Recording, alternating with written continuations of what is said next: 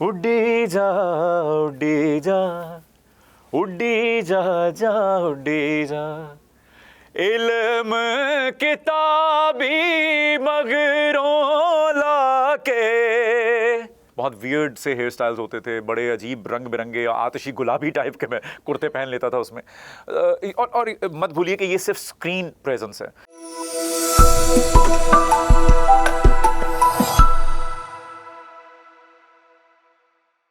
इसी से ही शुरू कर लेते हैं कि जब आपने करियर का स्टार्ट किया तब भी आप ज़िद में जो है वो कराची आए और आपने नापा लिया। और इससे कभी जब हमने बात की थी तो आपने मुझे बताया था कि आपने कभी किसी चीज़ के लिए ये नहीं कहा कि मुझे किसी से सिफारिश लगानी पड़ी, और हमने देखा कि आप स्टेप वाइज गए। तो कितना टफ टाइम गुजारा कि नापा से और यहाँ तक का जो सफ़र था मोहसिन का, उसमें बहुत सारे अप्स डाउन आए, वो कैसे आपने हैंडल किया? और अभी भी हम देखते हैं कि आप बड़ा स्मूथली स्माइल करते हुए और अभी हमें बताते हुए भी आपने कहा कि इसे इग्नोर कर दिया करें, तो वो कैसे कर लेते हैं आप? ये सब कुछ तब होता है जब आपका आपके राइटर से, आपके लिखारी से, आपके क्रिएटर से राब्ता बहुत स्ट्रांग होता है। जब आपको ये यकीन होता है ना कि लिखने वाला जो है वो आपके साथ गलत नहीं कर सकता, वो अपनी तहरीर के साथ या अपनी तख्लीक के साथ कुछ गलत नहीं कर सकता, जो कुछ हो रहा है वो उसकी मर्ज़ी से हो रहा है। तो जब हो रहा है तो फिर आप कौन होते हैं कि आप उस पर इख्तलाफ कर सकें, उस पर सवाल उठा सकें या उस पर दिल बर्दाश्त ना हो?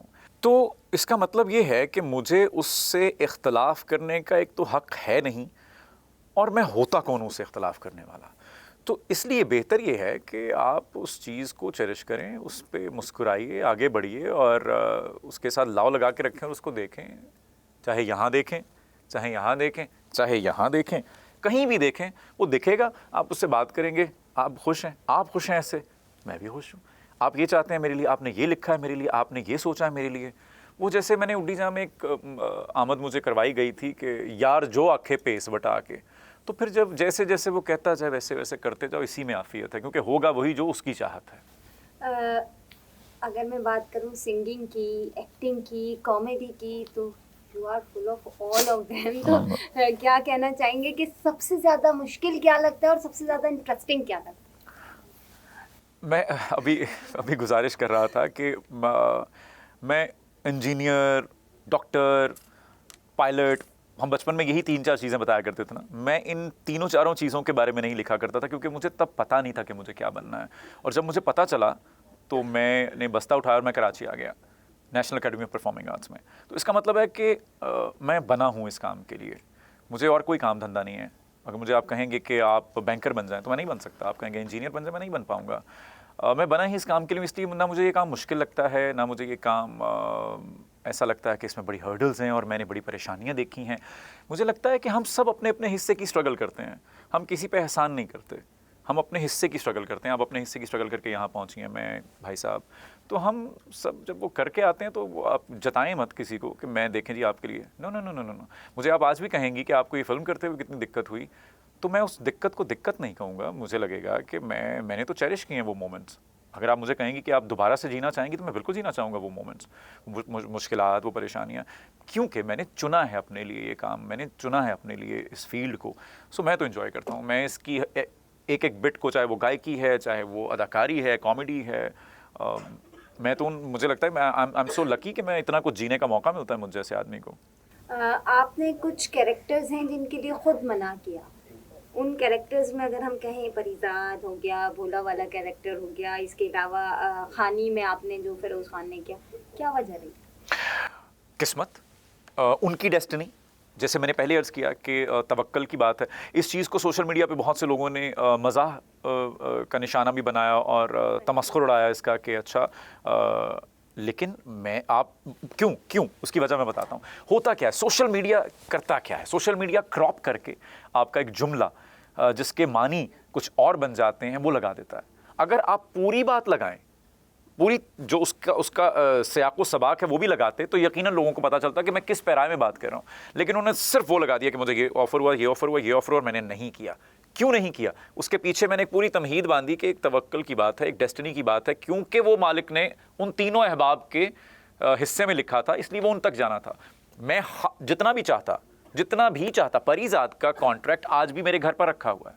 परीज़ाद का वो जो नॉवल है, जो किताब है, वो भी मेरे घर पर रखी हुई है। यानी इस हद तक हम वो करने जा रहे थे, लेकिन वो चूंकि उन साहब का था, वो हमारे भाई हैं, बिल्कुल उनके नसीब का था, वो उनको मिला। इसके पीछे जो पैगाम मैं देने की कोशिश करता हूँ वो है तवक्कल करने वाला। उस पे फोकस करना है, इस पे फोकस नहीं करना कि ये 3 ड्रामे मैंने नहीं किए। No, it's not about that. It's about कि खानी फिरोज खान साहब का था, उनकी किस्मत का था, मेरे पास आया, मेरे पास डेट नहीं थी या मैं किसी और मसरूफियत में था, जो भी वजूहात होती। यानी मैं ये गुजारिश कर रहा हूँ कि अगर परीज़ाद का स्क्रिप्ट मेरे घर पे रखा है, या उसका कॉन्ट्रैक्ट मेरे घर पे रखा है, या उसकी किताब मेरे घर पे रखी है, इसका मतलब है कि I was about to do that. अगर वो यहाँ से होकर अहमद सर के पास चला गया है तो इसका मतलब है कि वो उनके नसीब का था। तो ऐसी बातों पे सर पीटना, सीना पीटना और अपने आप को दिल बर्दाश्त करने की बजाय इसको चेरिश किया करें कि यार मालिक के खेल कैसे हैं, ये गोरख धंधा कैसा है। मोहसिन ड्रेस सेंस कैसे बनाते हैं? मतलब हर बार कुछ नया लेकर आते हैं, हर बार कुछ यूनिक होता है, कलरफुल, कभी ग्लासेस, कभी कपड़े, कभी जूते, मतलब हर बार कुछ ट्रेंडिंग लेकर आते हैं और वो ट्रेंड सेट कर कर जाते हैं। तो ये कैसे करते हैं? ये कोई गाइडलाइन तो नहीं है, ये आपकी खुद की ज़हनी? हाँ जी, ये कहाँ से आता है? ये मेरी ज़हनी इख्तरा है, ये यकीनन मेरी ज़हनी इख्तरा है। और इस बारे में मैं हमेशा क्या करता हूँ कि मैं 20 साल से ये काम कर रहा हूँ, तो 20 साल से, यानी अगर आप मेरे जट बटन यो प्ले टीवी पे जब मैं करता था तो उससे अगर आप शुरू करें तो तब भी मैं बहुत वियर्ड से हेयर स्टाइल्स होते थे, बड़े अजीब रंग बिरंगे आतिशी गुलाबी टाइप के मैं कुर्ते पहन लेता था उसमें। और मत भूलिए कि ये सिर्फ स्क्रीन प्रेजेंस है। अगर आप मुझे वैसे घर पे देखें, आप मुझे मोस्टली देखेंगे तो ब्लैक कलर में देखेंगे। मेरे एक टाइम पे अम्मा यूज्ड टू से कि काले के अलावा भी कोई वार्डरोब में कपड़े डाल लो, और आज मेरे वार्डरोब रंगों से भरी हुई है और 3 शहरों पे जो है ना वो छाई हुई है वो इस वक्त। आधे कपड़े कराची में, आधे लाहौर में, आधे फैसलाबाद में। मम्मी खुश हो गई। ऊपर खुश होंगी डेफिनेटली। बट यस, कपड़ों का जहाँ तक है, मुझे लगता है कि जब सारे ही टैक्सीडो पहन के, सूट पहन के, बोटाई लगा के, सीरियस होके, पैंट शर्टों में हाथ डाल के सीधे खड़े होकर तस्वीरें बनवाएंगे तो ये सब कौन करेगा? स्टाइलाइज कौन होगा? डिफरेंट कौन होगा? तो ये जिम्मेदारी भी मैं उठा लेता हूँ। कभी लोग गालियाँ निकाल लेते हैं, कभी लोग कहते हैं कि ये छिछोरा है, कभी लोग कहते हैं कि बड़ा ऑफ बीट है, कभी लोग अप्रिशिएट कर लेते हैं। सो ये मैं अपने लिए करता हूँ। मैं पूरी कायनात से, पूरी दुनिया से, रेडियो से, दुकानों से, बड़ी से, ब्रांड से, कतर से, तो यूएसए से, कहीं से भी जहाँ से मिल जाती है वहाँ से चीज़ इकट्ठी करता हूँ, क्योंकि मेरे जहन में होता है अच्छा यार इस कलर का जूता मेरे पास है घर पे, तो ये शर्ट ले लेता हूँ। तो वो जहाँ से भी मिलेगी मैं इकट्ठी करता हूँ और फिर मैं उसको एक कॉम्बिनेशन बनाता हूँ और फिर मैं उसको यूज़ करता हूँ। अच्छा, अभी के रिसेंटली कौन सा अदाकार या अदाकारा ऐसी हैं जिनका काम आपको बहुत अच्छा लग रहा हो? मैं नुमान एजाज साहब का बहुत बड़ा फ़ैन हूँ, मैं कबीर खान साहब का बहुत बड़ा फ़ैन हूँ, मैं ख़याम सरहदी साहब का, शफ़ी मोहम्मद साहब का, बहुत हमारे लेजेंडरी अदाकार जो हमारे असातिज़ा में से हैं, मैं उनका बहुत बड़ा फ़ैन हूँ। नई लॉट में मैंने टू बी वेरी ऑनेस्ट कि किसी का काम देखा नहीं है, इसलिए मैं कह नहीं सकता। अगर मैं देखा होता तो मैं यकीनन उस पर बात करता। बस मुझे एक एहतियात ज़रूर बरता करें। मैं नाम नहीं लेता, लेकिन एक बहुत बढ़िया अदाकार हैं, आप उनको बहुत एक जैसे किरदार दिए जा रहे हैं पिछले 4-5 प्रोजेक्ट्स में, तो उससे इज्तनाब करें, कहीं वो खो ना दें अपना चाम।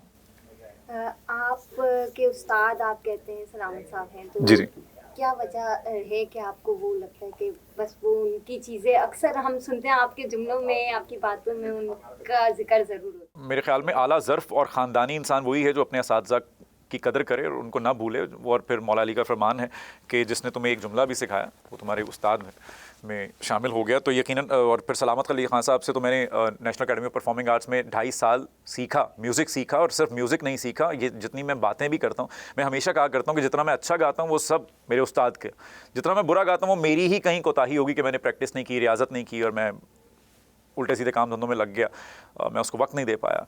तो सलामत साहब हमेशा मेरे दिल के बहुत करीब हैं, और मुझे बल्कि याद है कि जब मैं पंजाब से आया हुआ था, अली सफ़ीना जो हैं वो ओमान से आए हुए थे, और हम एक क्लास फेलो हैं अली सफ़ीना और मैं, तो मैं और अली सफ़ीना एक दिन नापा से बाहर निकल रहे थे, तो गेट पे आवाज़ आती है पीछे से, कहाँ जा रहे हो? तो हमने कहा सर बस निकल रहे हैं, कुछ खाएँ पिएंगे, चलो आओ घर लेके चलता हूँ। तो सलामत साहब हमें अपने घर लेकर गए, रास्ते से उन्होंने मुर्गी ख़रीदी, घर जाके उन्होंने ख़ुद हमारे लिए खाना पकाया और हमें सर्व किया। सो ऐसे मोहसिनों को कौन भूल सकता है। और एक कोई सॉन्ग जो आपको बहुत पसंद है आपकी आवाज़? उड्डी जा उड्डी जा, उड्डी जा जा उड्डी जा, इल्म किताबी मगरों लाके,